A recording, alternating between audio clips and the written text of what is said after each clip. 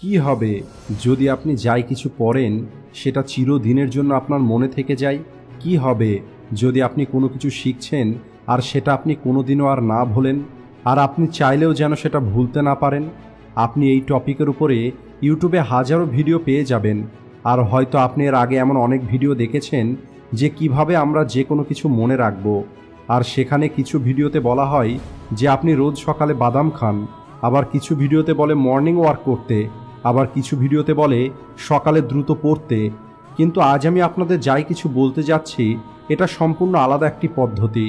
আর যদি আপনি একবার এই পদ্ধতিটা বুঝতে পারেন তাহলে আপনি যাই কিছু পড়বেন সেটা আপনার অনেক বেশি মনে থাকবে।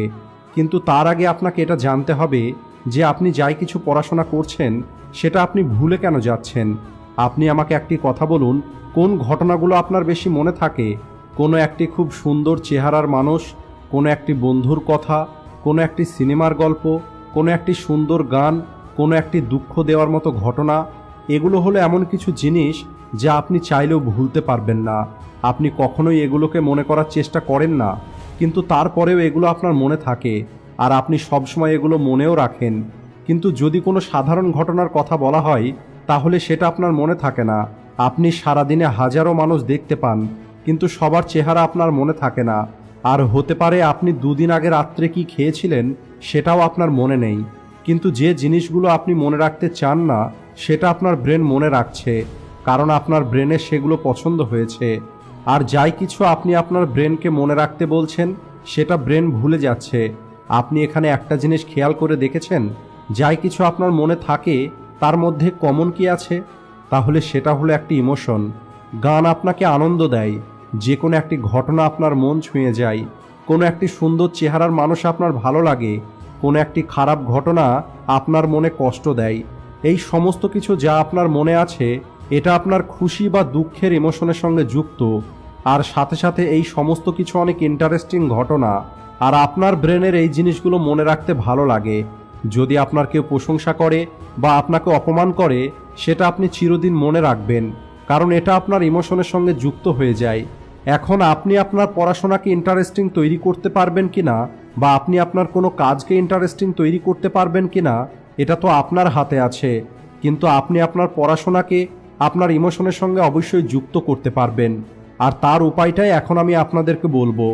সবার আগে আপনার পড়াশোনাকে আপনার ইন্টারেস্টের সঙ্গে যুক্ত করতে পারেন, কারণ যাই কিছু ইন্টারেস্টিং হয় সেটা আমাদের অবশ্যই মনে থাকে। এখন হয়তো আপনি বলবেন পড়াশোনাতে আমার কোনো ইন্টারেস্ট নেই, এই কারণেই আমার কোনো কিছু মনে থাকে না। তাহলে বলি, পড়াকে ইন্টারেস্টিং তৈরি করার একটি উপায় আছে। যখন আপনাকে আপনার পছন্দের কোথাও যেতে হয় তখন আপনার ওই লক্ষ্যের প্রতি ইন্টারেস্টিং থাকে, রাস্তার প্রতি নয়। একইভাবে পড়াশোনাটা একটি রাস্তার মতো যা আপনাকে আপনার লক্ষ্য পর্যন্ত নিয়ে যাবে। যদি আপনার পড়াশোনাতে কোনো ইন্টারেস্ট না থাকে তাহলে এর অর্থ হলো আপনার কাছে এখনো পর্যন্ত কোনো ইন্টারেস্টিং লক্ষ্য নেই। তাই সবার আগে আপনাকে আপনার জীবনে একটি ইন্টারেস্টিং গোল তৈরি করতে হবে, যা অনেক বেশি ইন্টারেস্টিং হবে এবং আপনার ইমোশনের সঙ্গে যুক্ত হবে। আর আপনি সত্যিই সেখানে পৌঁছাতে চান বা আপনি তেমনটা হতে চান, আর ওই লক্ষ্যটাকে পূর্ণ করার জন্য তখন কাজ করাটা আপনার অনেক গুরুত্বপূর্ণ মনে হবে। আর যখন কোনো কিছু আমাদের অনেক বেশি প্রয়োজন মনে হয় সেটা আমাদের ইমোশনের সঙ্গে যুক্ত হয়ে যায়। আর এভাবেই আপনি আপনার জন্য একটি লক্ষ্য তৈরি করে আপনার পড়াশোনার সঙ্গে যুক্ত করে আপনার পড়াশোনাকে ইন্টারেস্টিং তৈরি করতে পারেন। কিন্তু যদি এটাও আপনার জন্য কোনো কাজ না করে তাহলে আপনার কাছে আরেকটি সমাধান আছে, সেটা হলো ভিজুয়াল। দেখুন, যে ঘটনাগুলো আপনি আপনার চোখে দেখেন, যে ঘটনা আপনার ভালো লাগে সেই ঘটনা আপনার মনে থেকে যায়।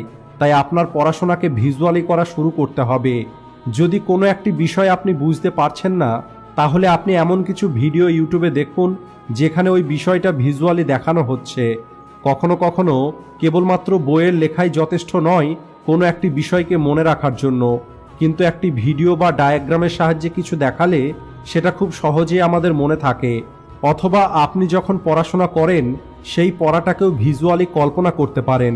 যেমন নিউটনের মাথাতে আপেল পড়েছিল, এই লাইনটা শোনার সঙ্গে সঙ্গে আপনার ব্রেন এটাই কল্পনা করবে যে নিউটন একটি গাছের নিচে বসেছিল, ওই গাছটা কেমন ছিল, আর যখন তার মাথাতে আপেলটা পড়েছিল তার কী রকমের অনুভূতি হয়েছিল। তাই যে ছোটবেলায় এই কথাটা পড়েছে যে নিউটনের মাথাতে আপেল পড়েছিল, সে এই কথাটাকে কখনোই ভোলে না। কারণ সে এই ঘটনাকে কল্পনা করেছিল, অর্থাৎ নিজের ব্রেনের মধ্যে একটি ভিজুয়াল ইমেজ তৈরি করেছিল। তাই যদি আপনি কোনো একটি বিষয় মনে রাখতে চান, তাহলে সবার আগে আপনাকে আপনার পড়াশোনাকে ইন্টারেস্টিং তৈরি করতে হবে নিজের একটি ইন্টারেস্টিং লক্ষ্যের মাধ্যমে। আর এরপরে ভিজুয়ালের সাহায্যে এবং আপনার কল্পনার সাহায্যে এই বিষয়টিকে এত বেশি ইন্টারেস্টিং তৈরি করুন যাতে আপনি নিজেই সেই বিষয়টাকে কখনোই ভুলতে না পারেন। এই দুটো জিনিস হয়তো আপনাদের একটু অদ্ভুত মনে হতে পারে, কিন্তু যদি আপনি এটা একবার করার চেষ্টা করেন তাহলে এটা আপনাকে অনেক বেশি আনন্দ দেবে। আর যাই কিছু আমাদের আনন্দ দেয় সেটা আমাদের ব্রেনের মনে রাখতে ভালো লাগে।